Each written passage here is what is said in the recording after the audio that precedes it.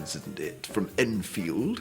Which end of the terrace? Is it that end? By the garage? How is it at the weekend, or are you there at the weekends? Meaning, have you got a house in the country? The discerning class detective can place people exactly, depending on whether you dress for dinner or have your tea with a teapot on the table and some chips and gravy. And wherever you sit on the class ladder, there's always someone to sneer down at. Snobbery, it seems, is something we learn from our mothers, and worst class clangor of all is common. Common was a term of abuse. She's common. But we were common. Don't know what my mum was saying. We had nothing. When I was growing up, the worst thing that you could be told was that something that you had done was considered common. I found the common people really rather exciting because I went to a girls' grammar school and there weren't very many common people there. I tried to attach myself to the most common ones, and they were always called Gail. The word common means to me frequently to be encountered. Common, if you use the word, shows that you're rather common, because only common people use the word common. Some of us had to work hard at having the common drummed out of us, perfecting our airs and graces, learning how to be ladylike, and how to get out of a frankly silly contraption that was supposed to be a car. Forward, both legs together. That's very much better. Come on, girls, now one. Scary women with twin sets taught the ancient art of elocution. It was a huge obsession in the 50s, learning to talk posh. Oh, elocution in those days was part of a young lady's education, I'm afraid. And behold, he sold the old rolled gold bowl, 6 thick thistle sticks, 6 thick thistle sticks. How now, brown cow? I beg your pardon, Mrs. Harden, but is my kitten in your garden? Father's car is a Jaguar's car. A very fast car it is. Or, Dad's got a smart Jag and it's well fast. My mum, to me, sounds quintessentially middle class, much more middle class than me, which is really weird because she is, or was, much more working class, but because she got a scholarship, she also got elocution lessons, and so she was transformed from having a broad Geordie working class accent into speaking the Queen's English. My husband and I are here at your invitation to mark the end of a Commonwealth journey which has occupied us day and night for the last 6 months. The Queen's English, or BBC English, was very posh, very clipped and very scary. Everyone who was anyone had the same, basically, toff accent. This is the BBC Home Service. Here is the news. This is London Calling. Here is the news read by Derek Baker. You're tuned to the General Overseas Service of the BBC. Here's the news. A thaw is on the way, but it's frost again tonight in many parts. Because I have an accent that is no accent, I don't call this any accent. It used to be called the BBC, read the news accent, even though that would now be considered to be too posh, probably. But when I started as an actor, you had to talk like this, otherwise you didn't have a job.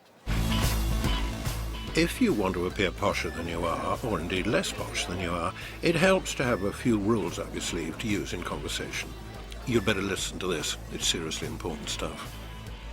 The upper class are in complete denial about the existence of vowels. Vowels are removed from absolutely everything. A lot of people pronounce it research. But upper class people axiomatically will say research. And so it's not class, it's class, like that. Dilemma, whoever she might be. Dilemma. Well, it's dilemma. When you meet the Queen, you can't call her mom, you've got to call her ma'am. It's always clipped. It's always very to the point. There's that very sort of slightly swallowed. Really, I'm showing no emotions at all here. I have no feelings. It's all. I'm impervious to everything. The thing is to exaggerate enormously things that are fantastically unimportant. The most glorious boiled potato I've ever had. The most extraordinary, astonishing, and glorious boiled potato. Whereas... rather boring losing an arm. Do you see what I mean? Do you get me? Do you see? Which means see it as I see it. That's enough from you, thank you. I look down on him because I am upper class. I look up to him because he is upper class. But I look down on him because he is lower class. I am middle class. I know my place. These days, we've all got much more artful about disguising our birth class. Get the hang of some key vocabulary and you can slide up and down the class scale as you please. First vocab test, the smallest room in the house. You'll have to use the right word to describe it. So in your house, what's this known as? I usually call it the can. I call it the loo.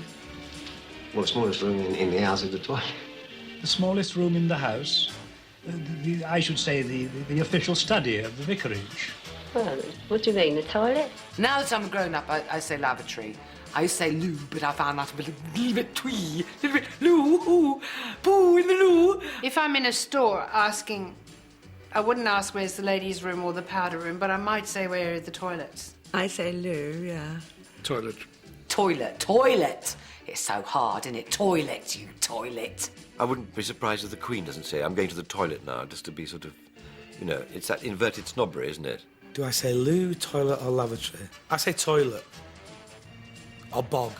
I have to say I do get annoyed at toilet, pardon, things that just make you go, eek. Now, I would say that was more about style rather than class, but other people would just call me a snob. Here's another tricky one. These innocent-looking things are for some reason a whopping great giveaway. What you call them is loaded with class information. A napkin. I use serviettes. I'd rather have molten lava poured in my ears than ever say serviette. I don't have either of them, I'm afraid. Kitchen roll. You can't ask me the serviette and napkin question because I'm fully aware that the use of the word serviette will mark you out as working class forever. So I do have napkins now. And I've actually got little rings that go around them. Napkin rings, V-naff, silly, everyone knows that. Another trick question. This room, what word do you use to describe it? It'll say buckets about you, that's for sure. Oh, I would never have a lounge. Ugh. I have a drawing room. I call it a sitting room, actually. Not living room, sitting room. Is that posh? And these sitting on things, careful, think about it. What do you call them? Sofa. Sofa. I say sofa now. Now, I used to say settee. I think we can rest assured that I am going to go through my life never saying the word settee. Every little thing, it seems, gives your class away. What we need is head boy of posh, someone to give us the definitive strategy on posh vocab. Anything that's got a bit of a French twang to it is definitely unposh. So serviette is really horrible. Napkin, of course it's a napkin. Napkin sounds British, sounds posh. Toilet, no. Lavatory, yes. Or loo, even better, because it's tailored down. Lounge, no, it's French. It comes from chaise longue, it's horrible. Sitting room, because you sit in it. Or drawing room, because you withdraw into it. But to have a drawing room, you have to have a sitting room as well. So it's yes, fine, Lawrence, we got the general idea now.